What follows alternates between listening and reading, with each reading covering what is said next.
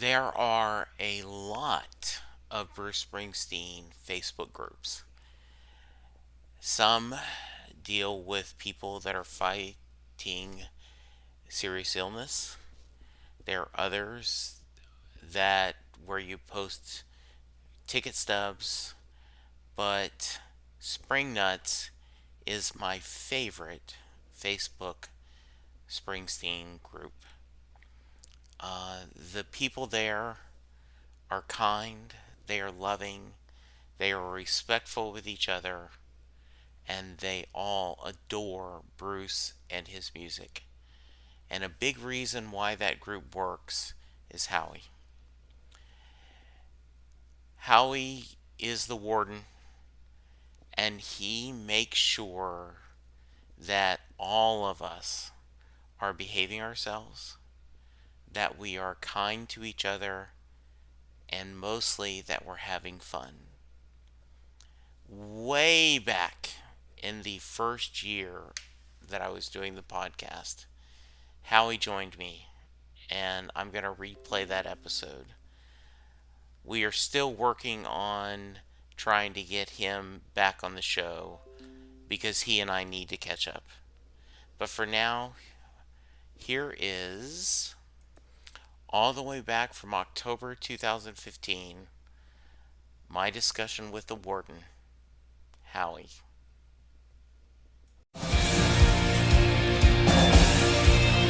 This is land of hope and dreams.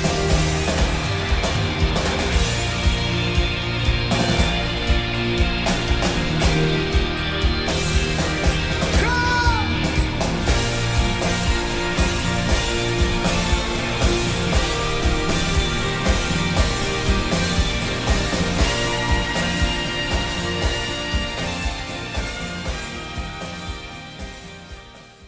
Hello, everyone, and welcome to another episode of Set Lusting Bruce, your podcast all about Bruce Springsteen, his music, and mostly his fans. Joining me today is a very special Bruce Bud that I'm excited to get to know. Bruce Bud, introduce yourself. My name is Howie Chaz from Brooklyn, New York. Great Bruce fan, as I'm sure as many on your show, and really, really happy to be here. And I appreciate, you even asking. Oh, I am just so glad. My wife asked me today, she says, "Where are you finding these people that," and I said, "It's just great. I just reach out on Twitter and Facebook and different things and I go, "Hey, you want to be on the show?" And they're like, "What, really me?" And I go, "Absolutely. I just love the wide range of how far Bruce's fandom and Yeah, reaches. And I think every Bruce fan has a story, and yeah, that's my yeah. kind of my Definitely, mission in life. definitely, definitely a great connection. I think Bruce fans are very, very unique. And I know everyone would say about the people or the bands that they like, but I think when it comes to Bruce, it's definitely the only band I could possibly compare it to would be, the Grateful Dead, where they'll go to like multiple shows and follow them all over the place and have those stories and how they connect. And, he's definitely got a connection with fans I think I can't think of many others have. I'm biased because I do a Hmm. podcast about him, but I agree. I'm a fairly new fan. I became obsessed after seeing him live the first time, 2002. Hmm. But it is in the 2014, I went to Nashville by myself. My wife couldn't get off, and I met up with a bunch of people, fandoms that I had no idea knowing each other, and we had that Bruce bond that Hmm. you felt like you were with friends. Oh, absolutely. It is. Absolutely. You can just go and know no one over there, and you'll end up, taking phone numbers or, email addresses and 50 friends at that concert because it's like one big Bruce party, family atmosphere.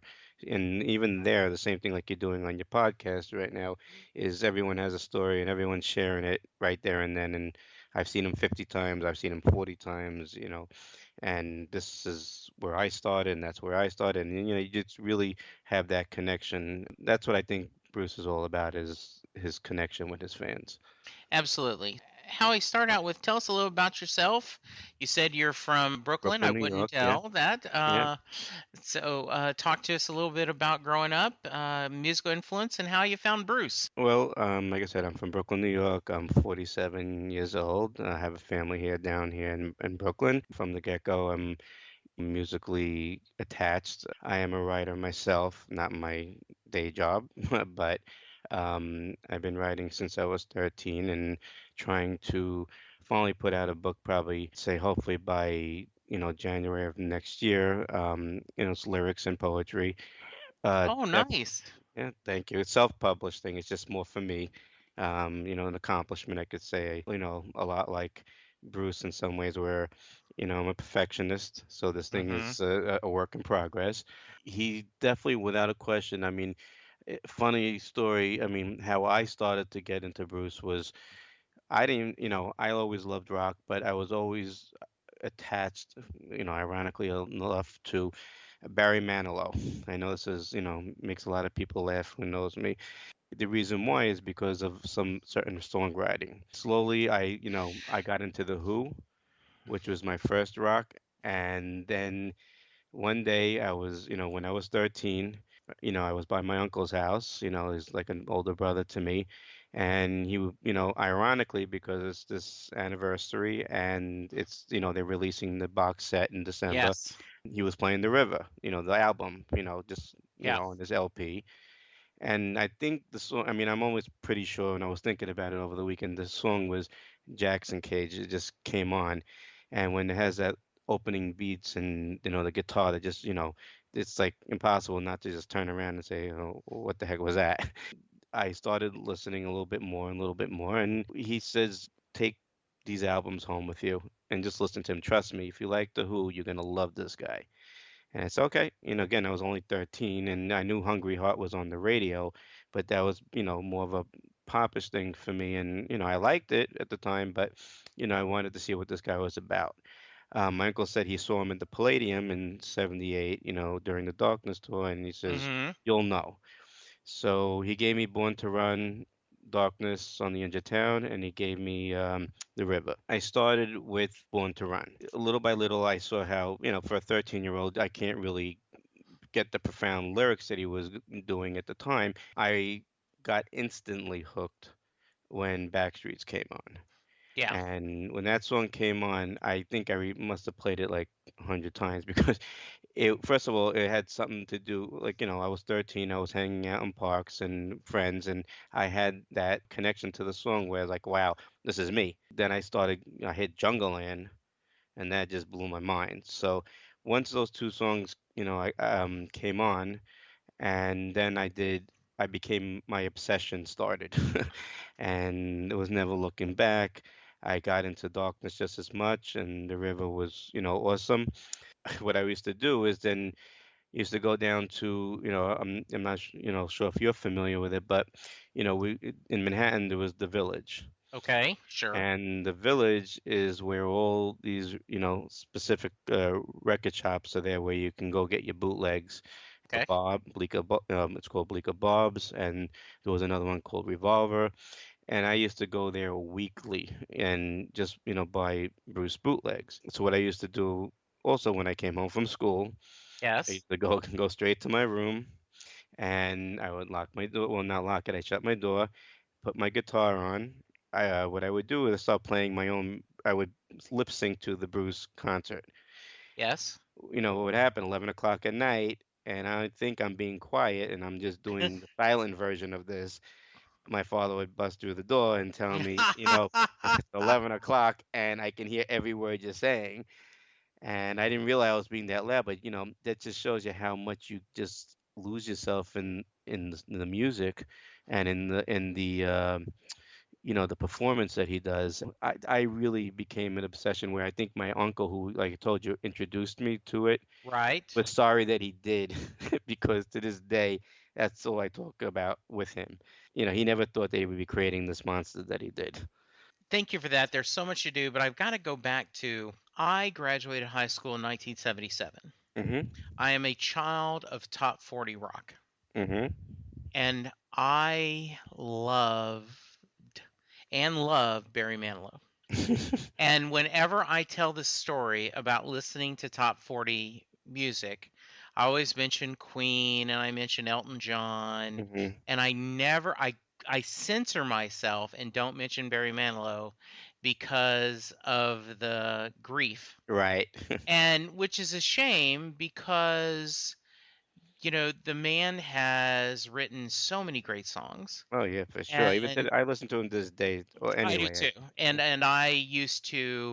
I sang along with back then they were 8 tracks. Hmm. And I'm going to include this link in the show notes. A guy named Mark Evanier, who is a comic book writer. He worked for Jack Kirby for a while. He is the executive producer of the Garfield comics. Talked about going to see Barry Manilow once in Vegas. Right. And he said he was sitting next to two people who had come from Alberta, Canada to celebrate 20 years of marriage. Hmm. He was assistant manager for a computer firm. She's a teaching assistant in the universe. And they fell in love to Weekend in New England. Oh yeah, great And song. they said it was playing, it created just the right ambience. I'm going to quote Mark Evanier. I sometimes write songs, and if I ever wrote one that changed two lives like that, I'm not sure that wouldn't be better than a Grammy or a double platinum record or rave review in Billboard. Hmm. I appreciate your honesty in sharing with me because I have not been that brave at times. And so I am so glad you did. And because of you, Howie, now I'm going to say yes, Barry Manilow, absolutely. So go ahead. You were going to say, You gotta be honest and there just you tell the truth. go. I mean, I was like you in the beginning also, but for me, and that me, getting into Hmm. lyrics and poetry, Yeah. his lyrics and poetry were very stripped down. They weren't, cryptic and trying to figure things out. And for a 13-year-old trying to start to write, obviously his music was, phenomenal. Whether you want to, agree to it or not. Hmm. There was songs for me like Ready to Take a Chance Again and some other things that really were beautifully written. You could say the same thing about Elton John and some other people who write stripped down type of music. And I think that's why when I got into Bruce and got, really understood his lyrics, um, I needed the other, precursor first to, really appreciate something a lot deeper, like Bruce would write. And, that's really why I do, I can even to this day I would listen to Barry Manilow because, his music is really profound in its own way, but Bruce is on a different level. That's obviously Absolutely. And we'll one last thing about Barry, and then we'll move on to Bruce. right. But we may have to have you back on, and we'll just do a Barry episode. Yeah, I'm gonna get screwed for this one, but No, no, no. Um, you know, back in February of 1982, there was a People article about Barry Manilow, and hmm. he told the story that early in his recording career, he went out to breakfast in Philadelphia with two young singers, Hmm. and he told them, "I'm going to be bigger than both of you together." And he said, "Because I'm more commercial." And it was Billy Joe and Bruce Springsteen. Oh wow, I didn't know that. That's a great story, It actually. is, and he said, and it wasn't that he thought he'd be better than him. He just says, I'm, More commercial, yeah, yeah, yeah, I'm more commercial, and so right. I think that's hilarious. That's a Uh, good point because Billy Joel is in that same genre. I hate yes, that stripped down type of music, so I can get that. yeah, and it is funny how, in a lot of ways, Bruce has among younger generations, not totally, but it's like, well, he's that born in the USA guy, Right. and Billy Joe's that uptown girl guy. Hmm. And Barry is I wrote the songs, which by the way he didn't write. Right. So very interesting, very cool. So you've discovered the river and you're doing darkness and you're going to kind of you've discovered Bruce. Um, when Well, did it's you get funny, like you when I mean, when discovering Bruce, and when I have these discussions with other Bruce fans, yeah, is, the thing is, for me, is, the music's great, but I mean, it's always been the lyrics for me, right. and a lot of the songs that you would talk to, oh yeah, Badlands, and songs that they're really really popular, and you would, Yeah. anyone would probably know. For me, like there was songs like, Something in the Night Hmm. really got to me, Yeah. Streets of Fire. I mean, they're all classics, but it's not like we would say Badlands or Prove It All Night and things that are popular in his Yeah. catalog. It was, for me, ironically, that it was the lesser known, I would say, in quotations, tunes like Something in the Night and like Streets of Fire that really got me hooked. Yeah. So when did you get to see him perform live for the first time? Well, the first time was actually it, it was the Born in USA tour. It was the River tour was passed already, and I didn't get a chance to see it. Right. But yeah, Born in USA. I actually went to see some of the shows at the Meadowlands, which I loved. I really did love. And then, we went to the Giant Stadium shows, which were just as good. But, I'm definitely more of a intimate, more setting of arena than I Right. am the stadium stuff. Because I Right. think, although it's powerful, you're seeing Badlands or Born in USA or, you know, Jungleland, things are those rock anthems that in a stadium, it's, visually, it's unreal. It's Right. unfathomable. But when, as far as the music and the closeness and the intimacy, is concerned, I always enjoyed the arenas better. Yeah, it was I know I've read some books and I know one of his concerns when he went to that other level with Born in the USA, that Hmm. how do you keep that intimacy in that arena where you are, a commodity, and Hmm. that I've told this story before, but when I saw him in Houston in 2014, it was a great show. Had a lot of highlights, and I was waiting for my wife to get out of the restroom, and a lady who was slightly drunk said, "It's over?" And I said, "Yeah, it was a little over 3 hours. It was great." "It's over? Go You ahead. didn't do Born in the USA?" I said, "Yeah, he doesn't actually do that very often, but it's his Right. biggest hit." Well, and she was just flabbergasted that he would not have done that Well, signature song. I'll tell you, again, a lot of discussions you would have with Bruce fans, and this very few artists can say this Mhm. to themselves is that you can go to a Bruce concert and he can play 3.5 hours, 4 hours, whatever, you will still come out of that concert saying, I wish he played this and I wish he played that. His catalog is that huge, and not just like having the songs, that each one of these songs are you know, great in their own right. And you just come out saying, "Oh, I wanted this and I wanted that." And that's really, to Bruce's credit, he recognizes that. That's why when he plays, these multiple night shows, he's mixing it up. He doesn't, keep the same set list. He's changing it Right. up all the time. And those fans, listen, you can't afford it, but Yeah. you go to these multiple shows, and even when you go to 4 or 5 shows, you're like, I wish, I went, heard this, and I wish I heard that. And there's been times when I've went to 3 or 4 shows in a 10 night stand, and then the night I didn't go, he'll play one of the songs I've been dying to hear. It's just Yes. just the way it happens. But Right. he's very few people have that kind of catalog. Yeah. Speaking of the Houston show, he was gonna do "This Is Your Sword" from Hmm. High Hopes, Hmm. and he scratched it out to do "Seeds" because it says Houston in the lyrics, Right. Right. and I was like so disappointed because Right. I love that song Hmm. from High Hopes. Right. Yes, it is, and we'll get to that a little bit later about maybe some songs you're chasing.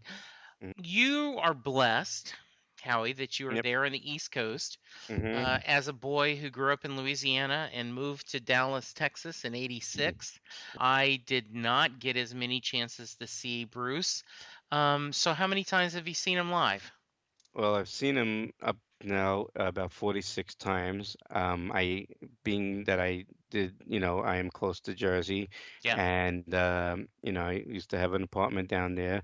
I've seen him in the clubs, Oh, um, nice. which has been, I have some, my unique stories with that. It's one of those things when you go down to the Stone Pony. At the time, it was. You can always see him pop up anywhere. I mean, and he's Yeah. come to, these little I won't say restaurants, like something towards like these fast food places, like they had the Inkwell or the Windmill, and I used to live close to there, and I find out the next day he was there and he was here and and you want to like just kill yourself because you just missed them. I've seen him, so like two stories I could tell you. I went to see uh with my best friend, we went to the Stone Pony, and this is when little Steven had his own band, and when he left during the Born in USA, he didn't, tour, he didn't, tour with them. Right. And we went to see his show, and all of a sudden doors locked. It was about 12:30 into the show. They locked the doors. Little Steven says, I want to bring up one of my friends and my buddy and my this and that. And all of a sudden, Bruce Springsteen. Place goes nuts, and he comes out through the side where I was standing. Mm-hmm. And so me and my best friend were there, and I ended up taking my head, to ruffle his hair, when he walked out, Yeah. just a touch. And one of the security guards must have threw me about 50 feet, Oh, wow. and I like hit the wall, and my best friend was like, Howie, you okay? You okay? And I'm like, I swear I didn't even feel it. I'm so happy. I didn't even feel it. I Yeah. felt it the next day, but I Right. didn't. I was too much on a high that night, to even feel it. And then the next time, I took one of my cousins to Clarence Clemens' solo shows at Trade Winds, and it was packed. I mean, it was like a meat locker in there. And, side story is like, we made our way into somewhere in the middle of the crowd, and all of a sudden, like, this guy, huge guy, is pushing us out of the way, and who's behind them? Geraldo Rivera, Mm. and he wants to make his way to the front, and whatever. Long story short, Clarence brings out Bruce. Um, they did it. I mean, I remember coming out of that show, and he did only like four or five songs, but he did Glory Days, he did Twist and Shout, he did Rock and Roll Pneumonia, I thought was awesome, and Jersey Girl. Anyway, I felt like when we came out, we felt like we went to a 3-hour show. That's how good it was. Wow.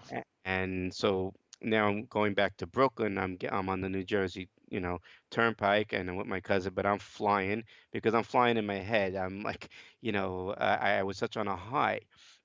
And then, sure enough, state trooper comes with his sirens behind me and stops me. And cop says to me, literally, where's the fire? He tells Yeah. me.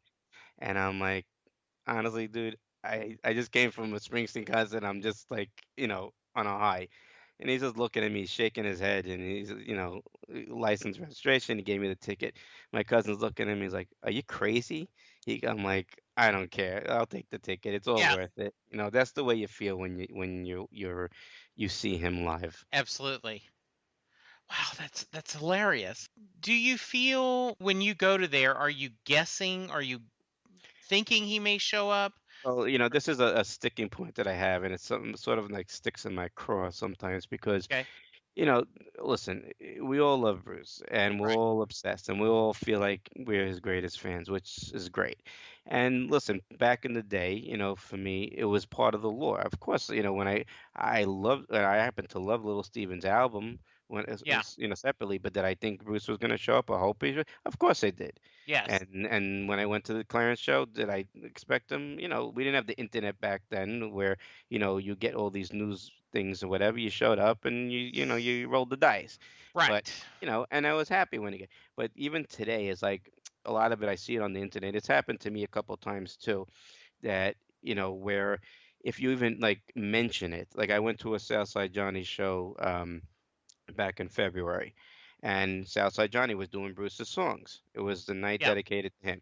So obviously everyone bought tickets. You know, it was the hot night to go.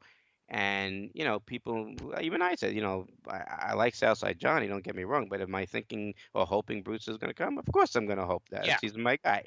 And then all of a sudden, like all these comments came back and forth. Oh, you don't know, he's not going to be there, and da, da, da, and this is not the 80s, and like they all got up Hmm. and and Yeah. it's like I don't know every time Bruce pees, I mean, so I Yeah. don't, it's fine, but you know what, it shouldn't bother anybody because that's part of the lore in a way, where that's his myth. You hope he shows up. He shows up to Jackson Brown, a couple weeks ago. No one knew he was going to show up, but he came. There are a lot of times when he showed up for Brian Wilson a couple of weeks ago. He showed up for you too. He showed up. Right. You know, listen, that's you don't buy the tickets. You shouldn't buy the tickets based on that if that's what you're putting your hopes are. But there's nothing wrong when it's something Bruce related and you hope he shows up and or you want him to show up. There's nothing wrong with that. And I think when people, think that they know Bruce so well, Hmm. that they know what he's going to do, okay, maybe you're right. I get it, but doesn't don't take away from the people that are that have this thing that they would like to see him. No big deal. That's the only thing that usually sticks in my craw when someone's like going off the deep end trying to prove that he's not going to come. It doesn't matter if he comes or not. As long as you enjoy the person that you go to see, whether like when Joe Brishecki a month or two, actually about 3 months ago, Bruce comes up and plays a 2.5 hour set with him. You Yeah. know, now I'm going to the Joe Grishecki concert this Saturday night. We already know he's not coming because Bruce himself said he's not going to come because he's going to be out of town. Right. All right, but And if I didn't know that and Bruce didn't say he was not coming, would I hope he was going to show up? Of course, I'm going to hope he's going to show up. what bothers me a little bit is I think there's room to be critical on both ends. I know that Darlene Love did a Hmm. show, and Hmm. there was a lot Yep. of complaints about people. Well, once they knew Bruce wasn't go, they were trying to sell their tickets. And I know there was disappointment that he said he wasn't going to do this, Joe show. Hmm. And I know when I went to Nashville, I had hoped that there'd be someone from the Nashville music community that would join him on stage Right. just to get that. Because in Dallas several years ago, Bon Jovi was going to play the next night, Hmm. and he came out and they did Glory Days together. Wow. And so that was fun. Hmm. It was just fun. And I kind of think that is a bonus. I have gone on the record. My family believes that if I had been at the Brian Wilson show, because I am Hmm. a huge Beach Boy fan, and I did see his solo tour that he just did this past summer, if Hmm. I had been there where Brian Wilson, my original musical, obsession, Hmm. and Bruce Springsteen, my current obsession, on the stage together, I Hmm. could have died. Like, forget my son getting married, forget grandkids, I mean, that's life would never have been better.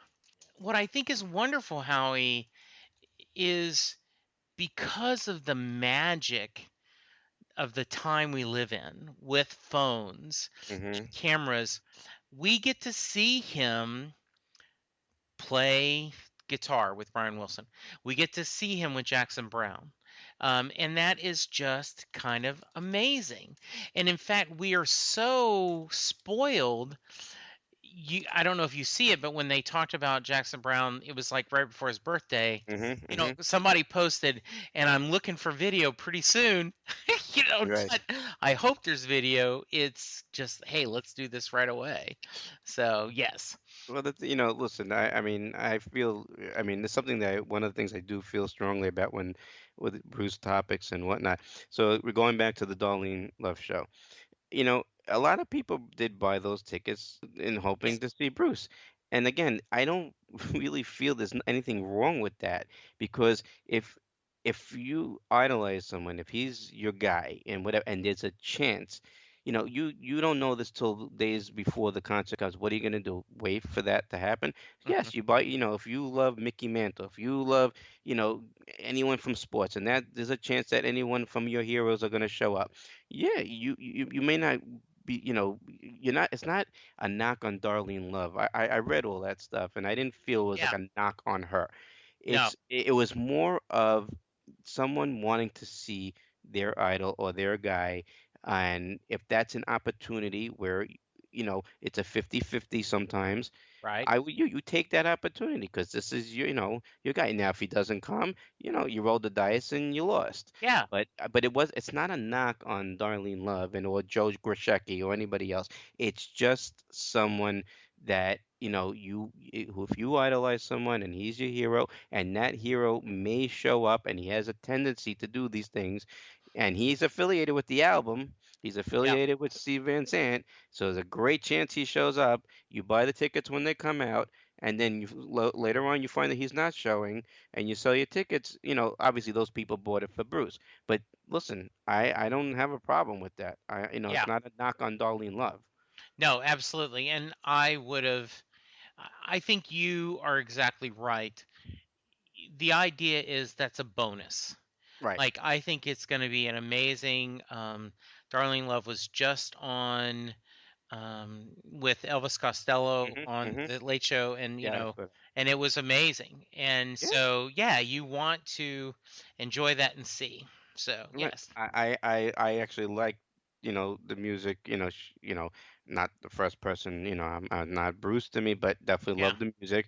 But again, it's you go if you listen with Joe Grishecki, I'm still gonna go. yeah, I love his music. Was I hoping Bruce was gonna show up? Damn right, I was hoping he was yeah, gonna show up. sure, But that's what you do when you in this particular thing. What we're talking about is Bruce, and your fans and whatever. Yeah, this is what you do. This is why people are obsessed with hmm, seeing him because if he's not touring, right? right. Right now, and it's too far in between. And if this is a shot for you to see him, maybe you're 50-50. I would do it every time.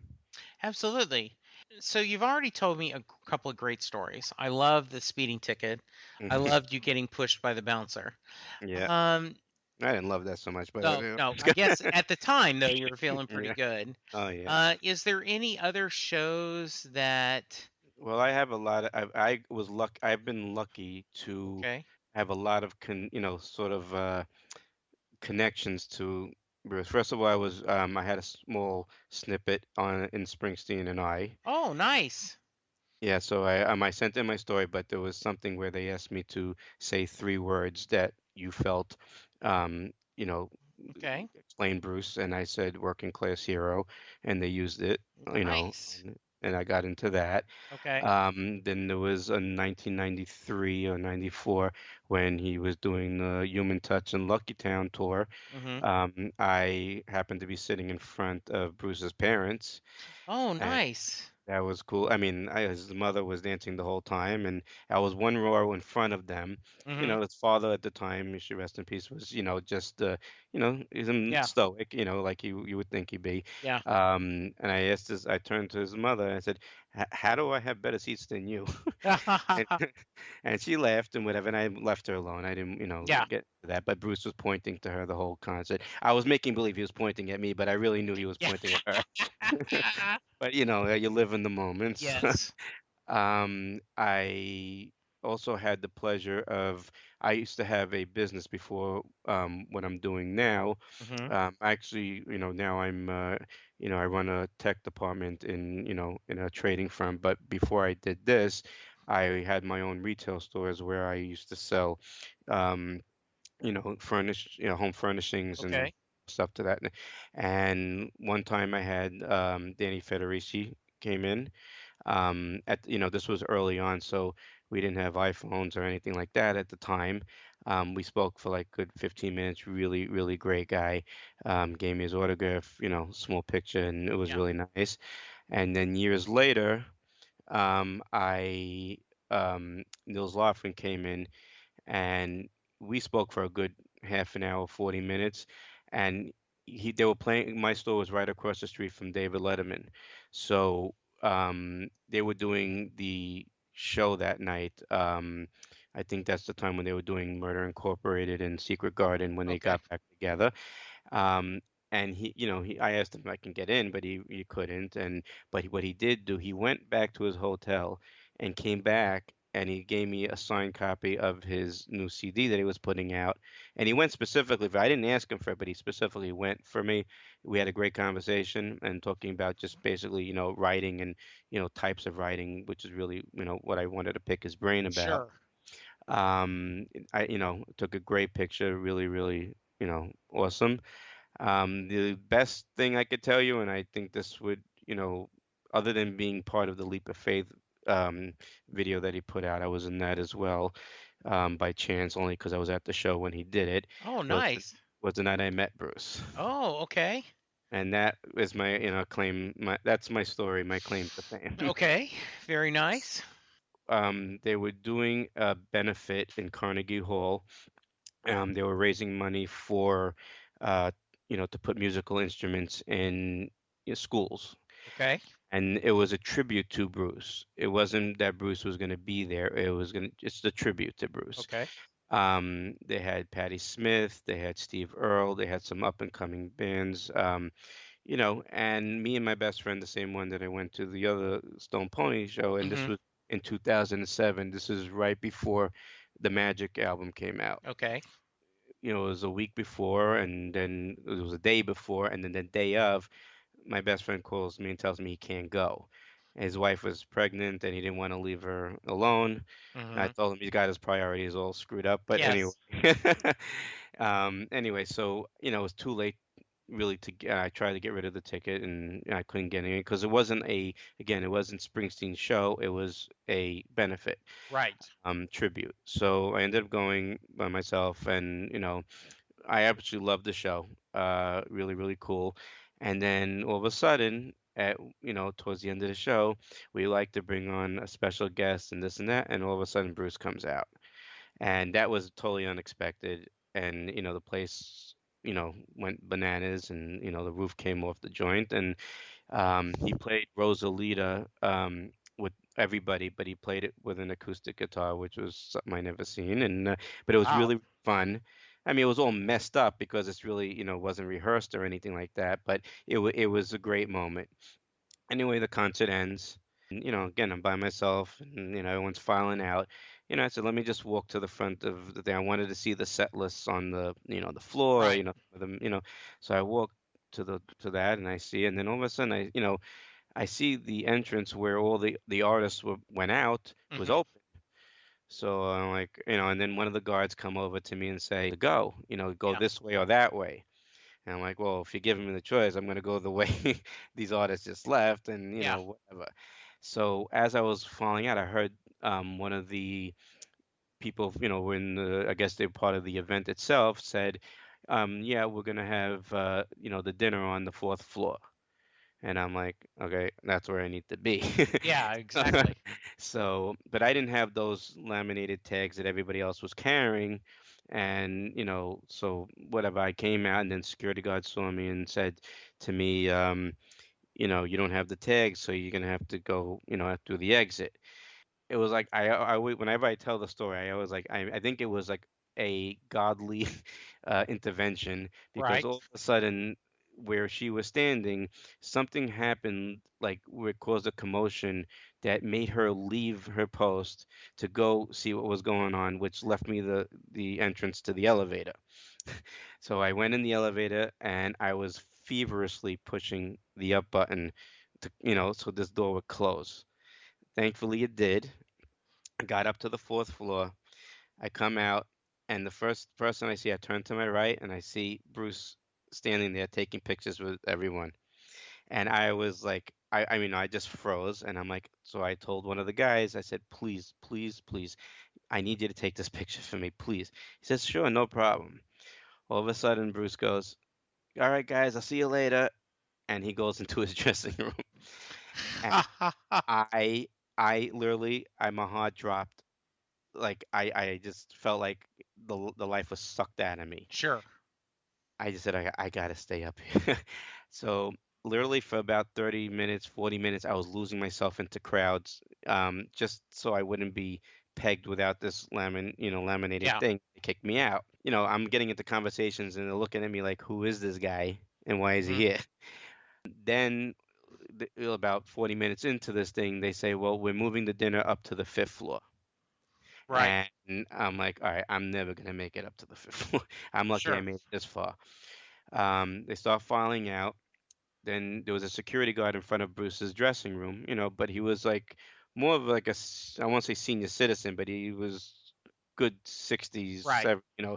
And all of a sudden, Bruce opens up the door and he pokes his head out the door and he says, "Where's everybody going?"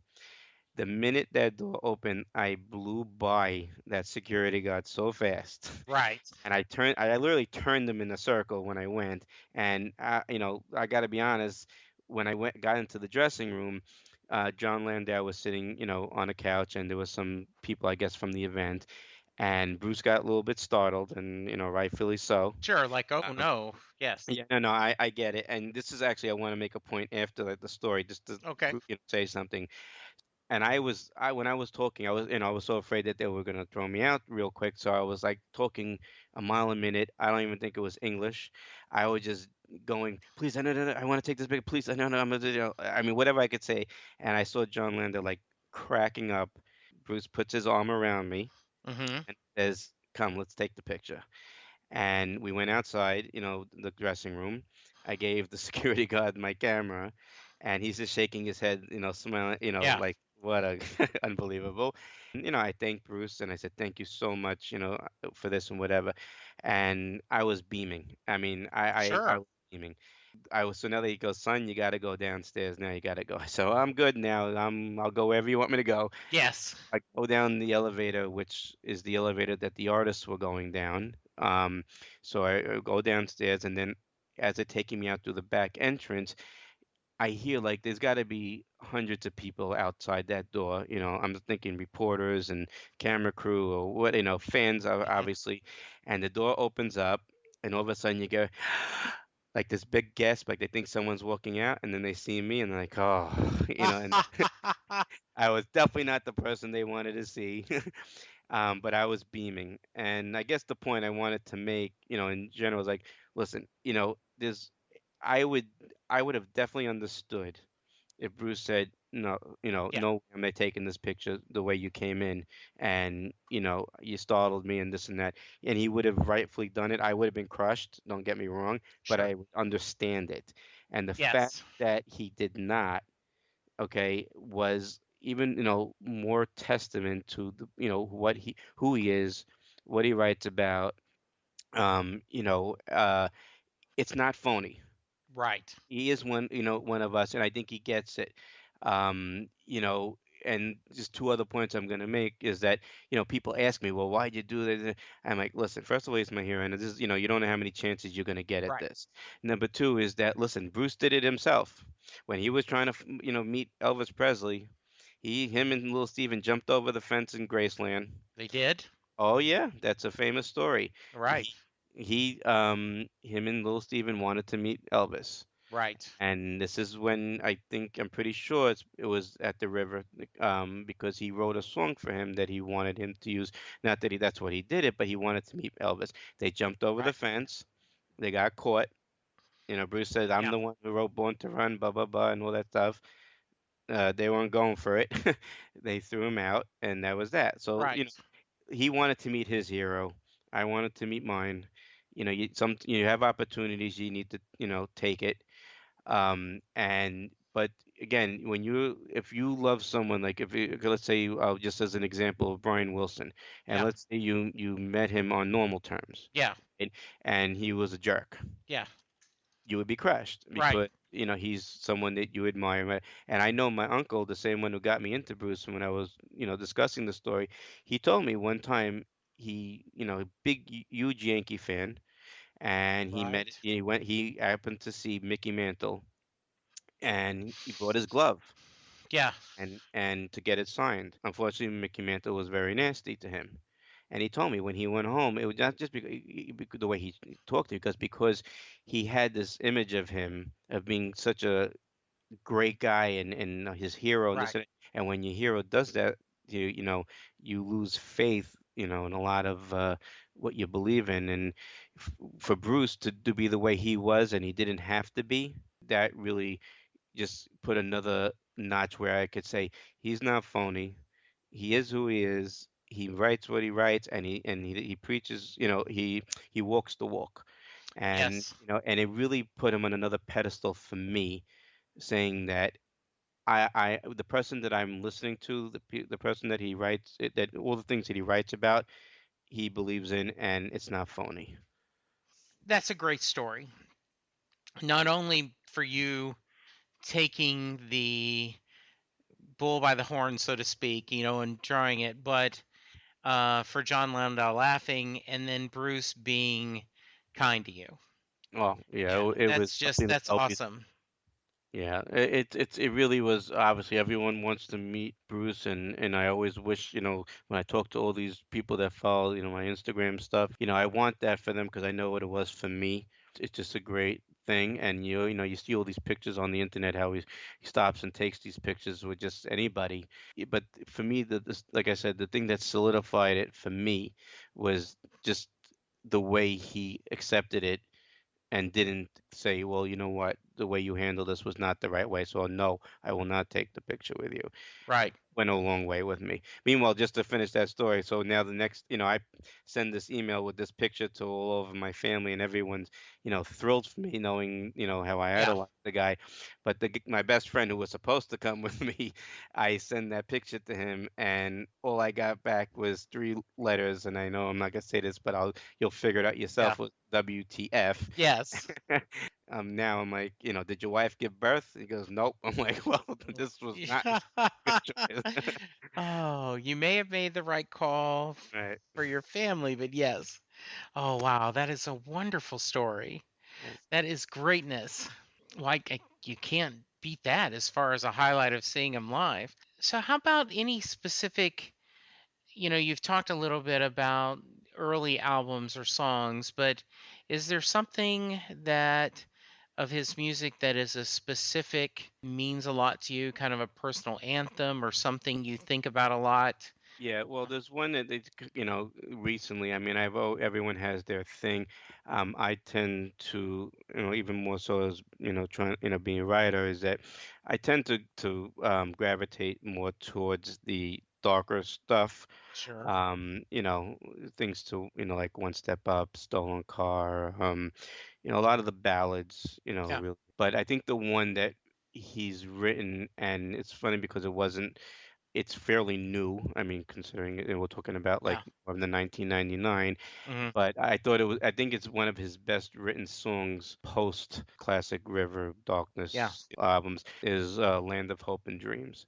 That is, if I had to put it down, that would probably be my favorite Bruce song. It would be tough. I love Better Days.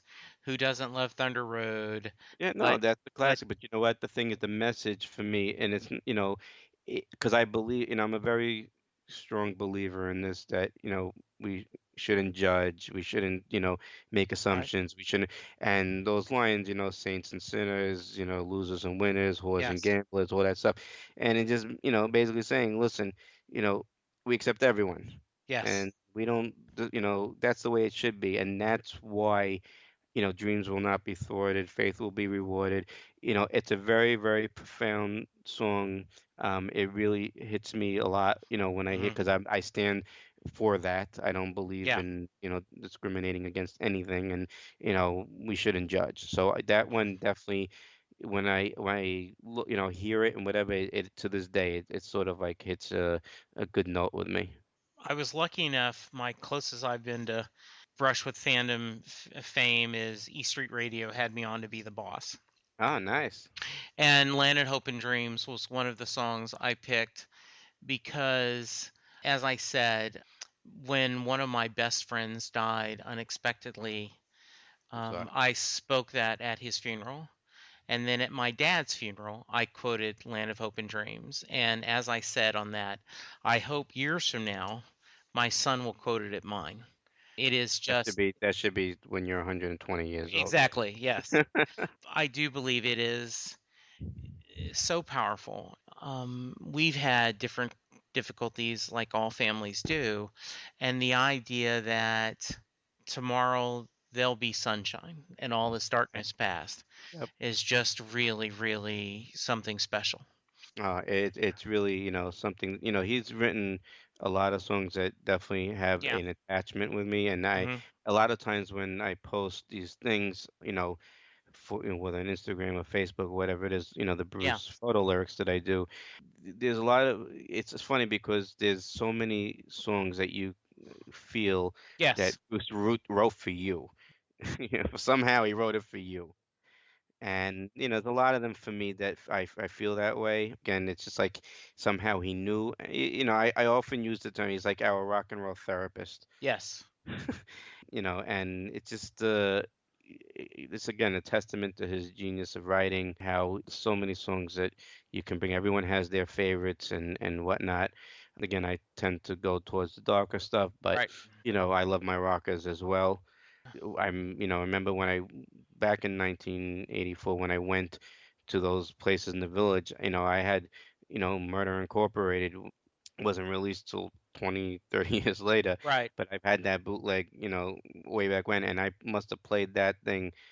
Oh, I think I bought two copies of it because I wore out the first one. And I love that song.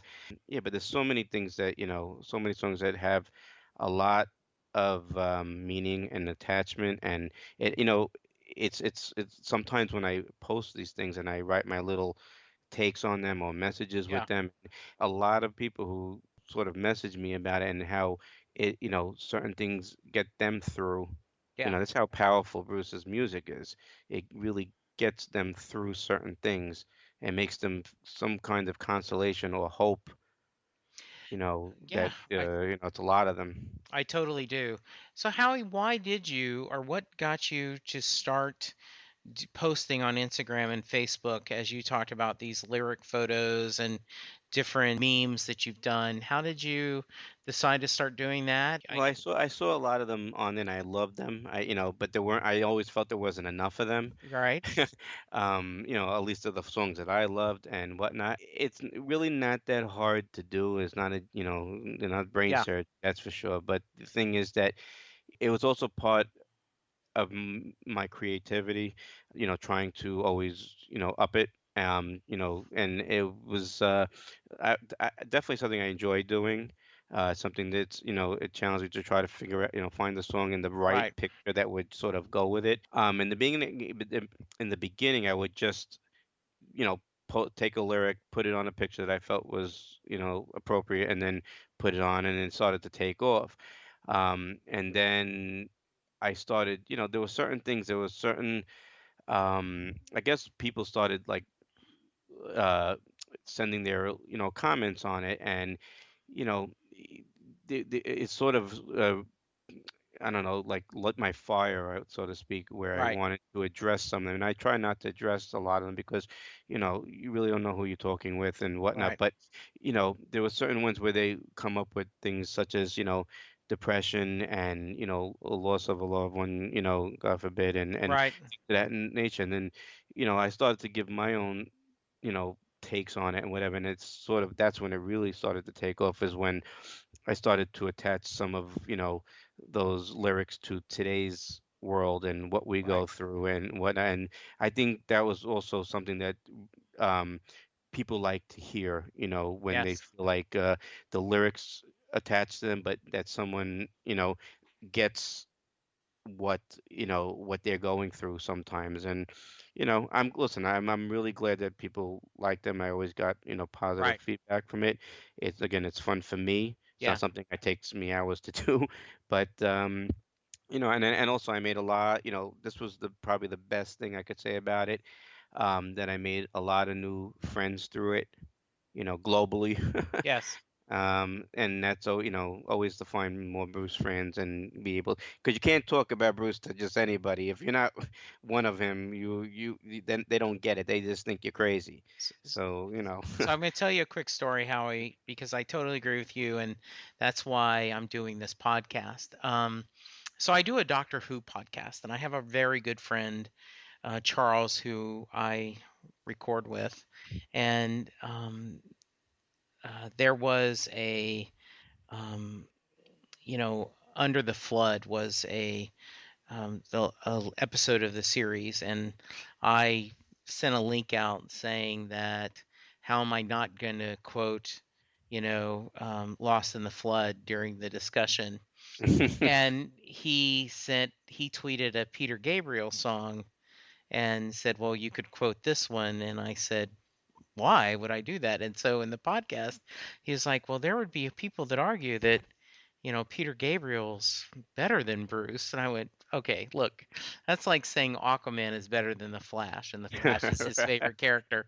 He said, oh, now you're just talking crazy.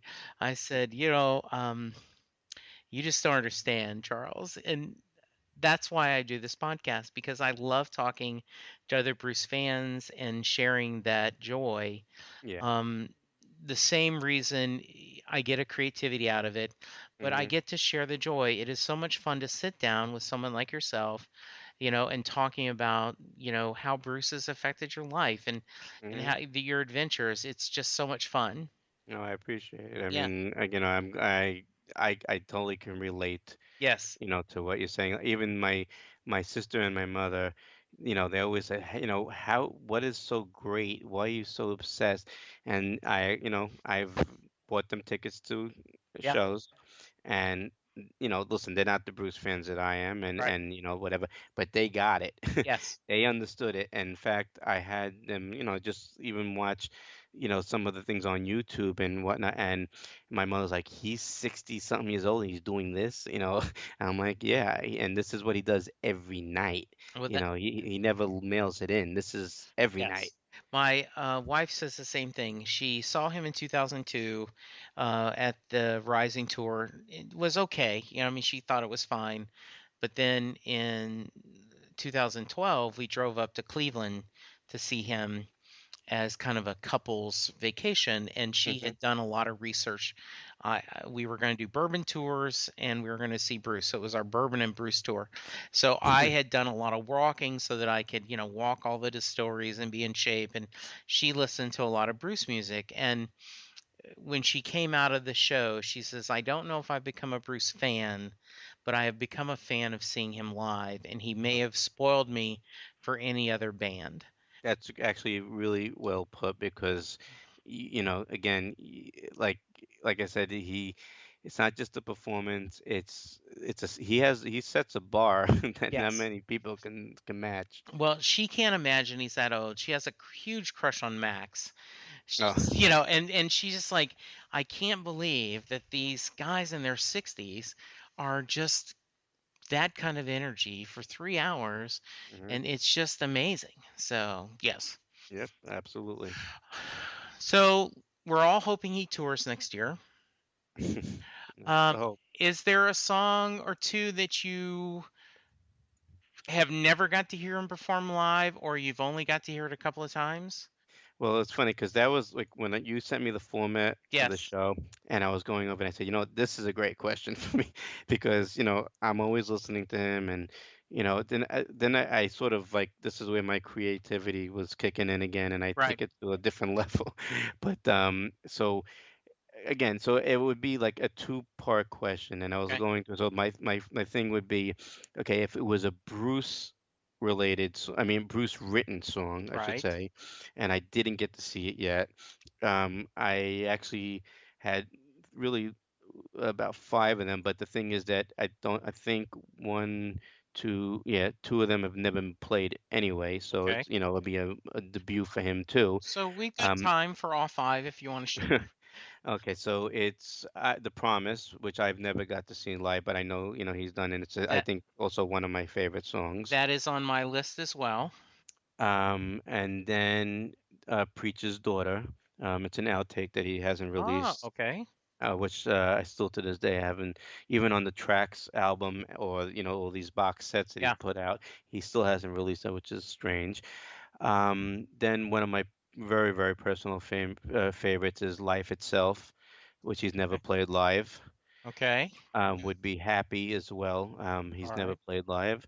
And he recently did this one song that I actually loved the version when he did it was Wages of Sin. Okay, nice. And that was, he only played it once, but I actually really, really liked it. It got me into the song, which, I really didn't listen to on when Hmm. the Tracks album came out. So Howie, you've Mhm. kind of implied that you may have some covers you want to hear, and I I think I need to start asking that Mm. going forward. Like, not only Bruce songs, but are there some covers you want to hear? So do you have a couple of covers you'd love to see him do? Yeah, I had a bunch of them, but the thing is, for me, when I was thinking about it, like, I don't know if you saw it. Like, so he's been doing a lot of these. He goes into the audience, picks out the signs, Right, and he does, which is great. And so recently, last year he filled in for Bono right. in Times Square because Bono had the accident, and which was, it was great. I worked very close from there, so it was, Yeah. some.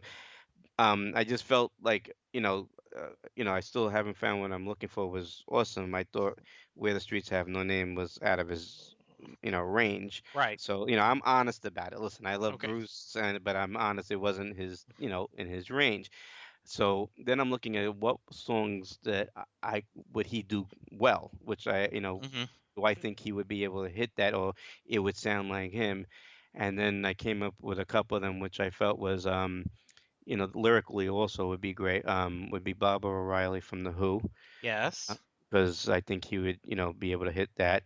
Definitely Turn the Page and Like a Rock from Bob Seger. Oh, nice. Yes. Midnight Rider from the Allman Brothers. Yes. Pink Houses from John Mellencamp. Ooh, I'd like to see him do that. Wonderful Tonight, Eric Clapton. Yes. The song that I felt he should have done from U2 was Desire, because I think that would be something he can do. Yes, I can see that. And then the last three would be will be Hey Hey My and Rockin' in the Free World from Neil Young. Right. Rock and Roll Never Die. And my personal thing I would love to see him, would do it would be Freebird from Lynyrd Skynyrd. Ah, interesting. Yeah, and those are just some obscure choices for me, but Okay. I just felt like lyrically and what Yeah. he notes, he would be able to really knock those out of the park. In Nashville, he did Burden Love Hmm. and Satisfaction, and both were good. Yeah. I would love any Beach Boy song. You know, early I've seen it on YouTube where he does When I Grow Up to Be a Man, and Hmm. that's amazing. I'd love to see the full this version of the E Street Band, take on a Beach Boy song would be amazing. So Hmm. good choices. I would think that you would love Girls in the Summer Clothes then That because is that is one of that my I did for my E Street, be the boss. I did Linda Hmm. Let Me Be the One because my Hmm. wife's name is Linda. Good. I did Better Days, Hmm. Girls in Their Summer Clothes, and Land of Hope and Dreams, and now I'm drawing a blank. Oh, and then Dream Baby Dream. Oh yeah, that's Yeah, awesome. But I could see, being a Beach Boys yeah, fan that you are, I could yes. see Girls in the Summer Clothes It, being right up your alley. it is a Beach Boy. It's his version of a Beach Boy song. Right? Absolutely. I mean, Agreed. yeah, so it's absolutely wonderful. So, yeah, I would love to see, Brian Wilson or any of the Beach Boys join him and do Girls in Their Summer Clothes. I would, It's a I, great, great, great. yeah, I could see that happening. yes, I may have to change my pants. I would be so excited. Yeah. Well, Howie, this has been a blast, and you yep. were nervous, and you shouldn't have been. You were awesome. Thank you so much. I appreciate you having me. Really, it No, was really fun. yeah. So tell us, how can people find you if they want to tell you and see some of your work? Well, you can find me definitely on my Instagram page, which is E Street Fans. Okay. That's the main thing. I am uh, s- crazily enough, I trademarked a phrase that I use. It sort of caught on, and I was able to trademark it. It's called spring nuts. Oh, It's nice. those. That's all for the obsessed Sure. Bruce fan, and I'm going to probably be starting up a Facebook page on that. To do the Great. same thing that I'm doing. And that's basically the Instagram and that Facebook Okay, Spring Nuts would be the place to good. reach me. Well, Howie, after you publish, I'd really like to have you back on and talk about some of your own writings and poetry and kind of give you a I'd chance be to honored. promote the book. I'd be honored. Yeah, I think that would be great. I look forward to reading it. I'm looking forward to getting it out. Yes, absolutely. Sometimes you just gotta go, whether it's ready or not, right? Yep. I know. If you, dear listener, want to be on the podcast and talk about Bruce and all that implies, please send an email to setlustingbruce@gmail.com. We have a Facebook page and we are on Twitter at setlustingbruce. I'd also appreciate you going to iTunes or Stitcher to rate and review us. It helps people find us. Thank you again, Howie. I'm going to close with you may recognize this. I will provide for you, and I'll stand by your side. You'll need Thanks, a buddy. good companion now for this part of the ride. Leave behind your sorrows. Let this day be your last. Tomorrow there'll be sunshine and all this darkness past. Amen, brother. Amen. Thank you, guys. We'll talk to you soon. Bye.